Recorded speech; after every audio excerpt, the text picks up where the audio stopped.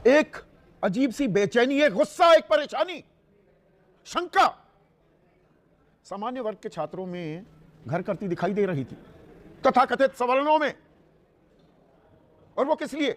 सरकार उच्च शिक्षा में यूजीसी के तहत कुछ नियम लेकर आई, उसमें जातीय भेदभाव को परिभाषित किया गया। अभी तक भेदभाव अनुसूचित जाति और जनजाति यानी कि एससी और एसटी तक सीमित था, उसका दायरा बढ़ा दिया गया, पिछड़ों को लाया गया।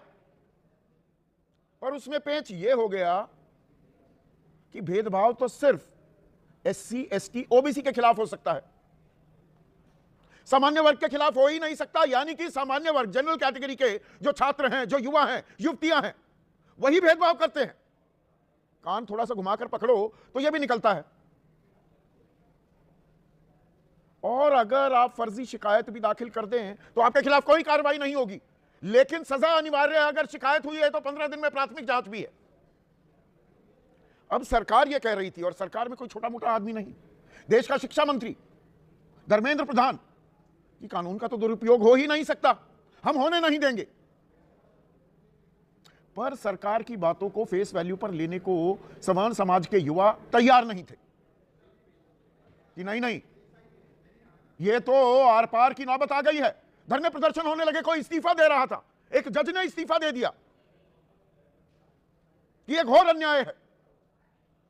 पर इसका दूसरा पहलू यह, जो सदियों से अन्याय हो रहा है और आज भी हो रहा है दलितों, पिछड़ों, आदिवासियों के साथ, क्या वो खत्म हो गया? और यह कानून किस लिए आया था?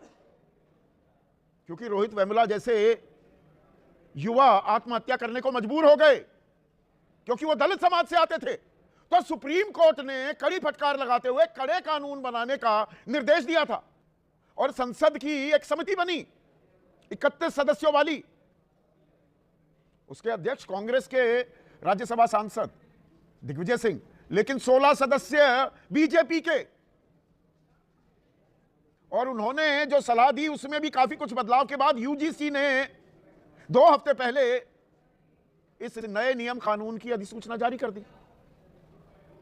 सरकार कह रही है जी बिल्कुल ठीक है, ये हम बेजा इस्तेमाल नहीं होने देंगे। आज सुप्रीम कोर्ट ने रोक लगा दी, उसी सुप्रीम कोर्ट ने जिसने ये कानून बनाने के आदेश दिए थे। यह भी कमाल हुआ है। और सरकार ने चूं तक नहीं की, चूं तक। अब मार्च में अगली सुनवाई तय की गई है। अगड़े वर्ग के युवा युवतियां वो बड़े खुश हो रहे हैं। सरकार के मंत्री कह रहे हैं सनातनियों के खिलाफ जो नियम बने थे, अरे भाई आपने बनाए थे। तो ये सोचा समझा एक खेल तो नहीं हो रहा है। सरकार ने कानून बना दिया पर गले की हड्डी बन गया, आगे कुआ पीछे खाई हो गई बीजेपी के, कि यहां तो अगड़े भी नाराज हो गए और पिछड़े भी आपके साथ आने को तैयार नहीं है।